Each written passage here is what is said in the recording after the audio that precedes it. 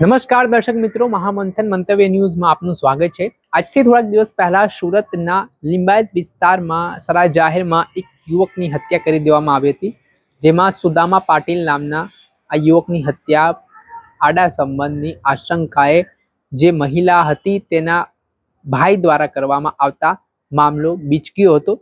આ ઘટનાના પગલે સુદામા પાટીલના પરિવારજનો છે તે રસ્તા ઉપર ઉતરી આવ્યા હતા ને આરોપીને ફાંસીની સજા આપવામાં આવે તે પ્રકારની માંગ કરવામાં આવી હતી।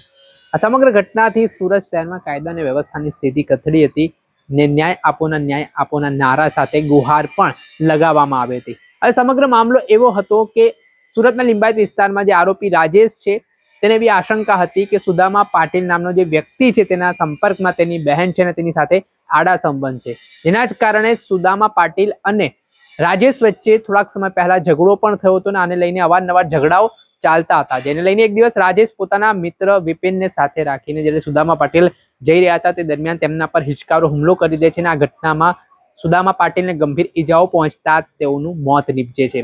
આ ઘટના બાદ આરોપીઓને પોલીસ હત્યા અંગેનો ગુનો નોંધીને ગણતરીના કલાકોમાં દબોચી લે છે। ત્યારબાદ આરોપીઓનો વરઘોડો પણ કાઢવામાં આવે છે અને દ્રશ્ય પણ સામે આવ્યા છે, જેમાં પોલીસની ભાષામાં ઘટનાનું રિકન્સ્ટ્રક્શન કરવામાં આવી રહ્યું છે। એ આ જ આરોપીઓ છે જે લંગડાતા હાથ જોડતા હવે નજરે પડી રહ્યા છે, જેમાં મૃતક સુદામા પાટીલના પરિવારજનો છે તે રડી રહ્યા છે અને ન્યાયની માંગ કરી રહ્યા છે અને આરોપીને ફાંસી આપવામાં આવે તેવી વાત કરી રહ્યા છે। પહેલા તો આ મામલે શું કહી રહ્યા છે લિંબાયત પોલીસ સ્ટેશનના સ્થાનિક પીઆઈ, તેમને પણ સાંભળો। ગઈકાલે લિંબાયત પોલીસ સ્ટેશન વિસ્તારમાં આવેલ સંજયનગર સર્કલની બાજુમાં મરણ જનાર સુદામ હીરામણભાઈ પાટીલ નાઓનું બે આરોપીઓએ મર્ડર કરેલું હતું, જે અનુસંધાને આજરોજ બંને આરોપીઓને ગુનાવાળી જગ્યાએ લાવી તેમનું રિકન્સ્ટ્રક્શન પંચનામું કરવામાં આવેલું છે। તેમજ મહેરબાન નાયબ ચીફ મિનિસ્ટર શ્રી હર્ષ સંઘવી સાહેબ અને મહેરબાન પોલીસ કમિશનર શ્રી અનુપમસિંહ ગેહલોત સાહેબની સૂચના અને માર્ગદર્શન હેઠળ કોઈ પણ આરોપી છે તે જો કાયદામાં રહેશે તો ફાયદામાં રહેશે, તે અનુસંધાને કડકમાં કડક આરોપીઓને સંદેશ આપવામાં આવે છે, જો કાયદામાં રહેશો તો ફાયદામાં રહેશો।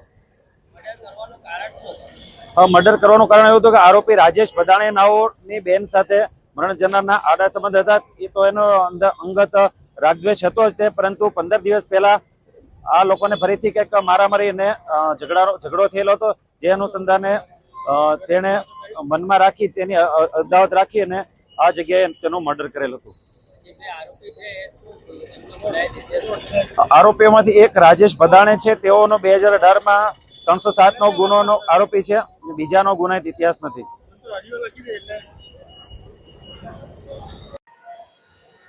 આપણે સાંભળ્યા હતા લિંબાયતના સ્થાનિક પીઆઈ, તેમણે આ ઘટનાને લઈને માહિતી આપી છે અને જે સુદામા પાટીલની હત્યા કરનાર બંને આરોપી વિપિન અને રાજેશ તે બંનેની પોલીસે ધરપકડ કરી છે, તેમની સામે હત્યા અંગેનો ગુનો પોલીસે નોંધ્યો છે અને તેમની સામે કડકમાં કડક કાર્યવાહીની તજવીજ હાથ ધરી છે। દર્શક મિત્રો, આવા જ ક્રાઇમથી જોડાયેલા સમાચાર આપના સુધી પહોંચાડતા રહીશું, એટલે મહામંથન મંતવ્ય ન્યૂઝ જોતા રહો।